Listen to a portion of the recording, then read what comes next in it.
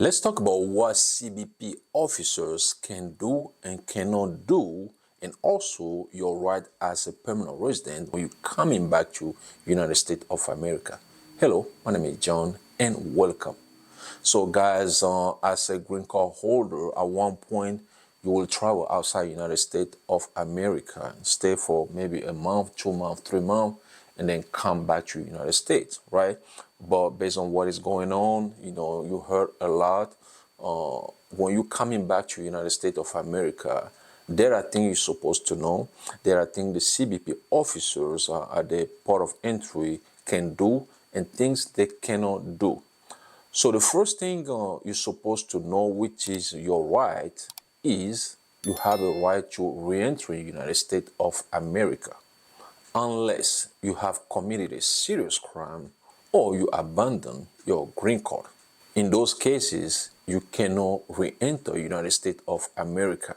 Another thing you need to know is the CBP officers at the U.S. port of entry can inspect you, but they must have a valid reason to do so. They cannot just inspect you because they want to inspect you. They always have a valid reason. The CBP officers cannot detain you indefinitely. If you are subject to questioning, they will provide legal justification to do so. And this is something you, a green card holder, supposed to know when coming back to the United States of America. Now, what are some of the things the CBP officers can do when facing a green card holder who is returning to the United States of America? The CBP officer have a right to ask for your eligibility if you are outside United States of America for more than 6 months. In case you lost your green card or your green card is expired, the CBP officer can ask you about your green card. Another thing that CBP officers can do is to investigate any activity that might violate an immigration status. Okay, they can do those stuff. But now, what are the stuff the CBP officers cannot do? Before we talk about that, if your spouse or your parent are preparing their immigrant visa interview, well, we have some ebooks that can help them with their interview questions.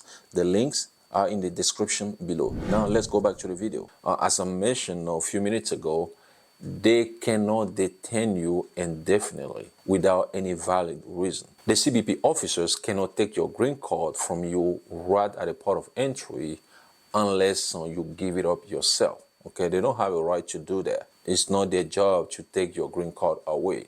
So now what happens if the CBP officer decide to do a second inspection, or they want to send you to secondary inspection? If that happens, be prepared to be asked a question about your past legal issues, your immigration background, and also your travel history. What do you need to do if the CBP officer detain you or questioning you? You need to stay calm and respectful. It's very important. If you're trying to argue with the CBP officers, that can make things worse. So be calm and respectful is very important. Don't sign any document that you don't understand. Don't sign any document unknowingly. If you are forced to sign a document, then you can ask for a lawyer. Okay? Then the lawyer can explain you what a document is.